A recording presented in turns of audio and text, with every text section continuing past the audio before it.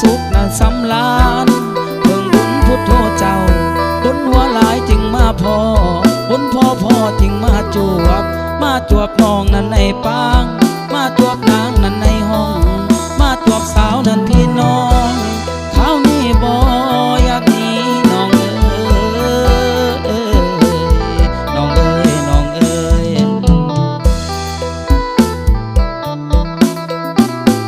คำเอ้ยถามถึงบันทมห้องผานางนอนมิดที่นั่งกับทางมุงมานกัง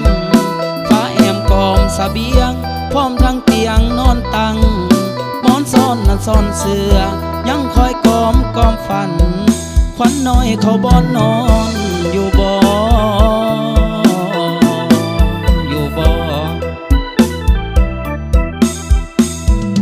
คำเอ๋ยหรือน้องลูกนั่นแต่ห้อง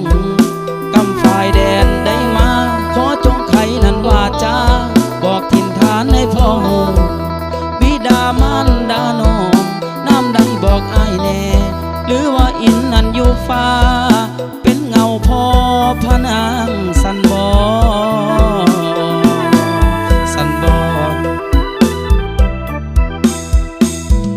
คำเอ๋ยถามเขาต้นดอกไม้แม่น้องปลูกอยู่แคมสวนกกกล้วยยวนอยู่แคมนาป่ากระเดาอยู่แคมบ้านยังกินหอมห้อยเอาจุ้มที่ดอกบานแบงแมงผู้บินสอดแซวสมลินกินละอองอยู่บ่น้องเอ้ยน้องเอ้ยโอ้ยน้องละสาวผู้งามเอ้ย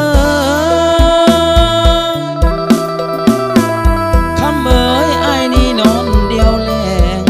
คือควายบ่มีแรงน้องบ่แปลงนั่นแรงให้บ่มีได้แรงสินอนเปรียบดังควายดอนน้อยลงห้อยนั่นพัดแม่น้องบ่ลกนั่นยาป้อนน้องบ่ถอนนั่นยาเลี้ยงคอยท่าแต่สิตายนั่นแล้ว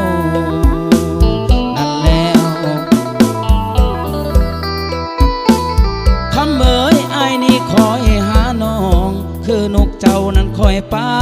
คือนกท่านั้นคอยปัวคือดังหัวกันอยู่น้ำคอยท่าแต่หาฝนน้องเอ้ยน้องเอ้ยคำเอ๋ยอ้ายนี่อยากนั้นได้น้องบ่มีเงินสิมาแต่งหรือเงินน้องนั้นแต่งน้อง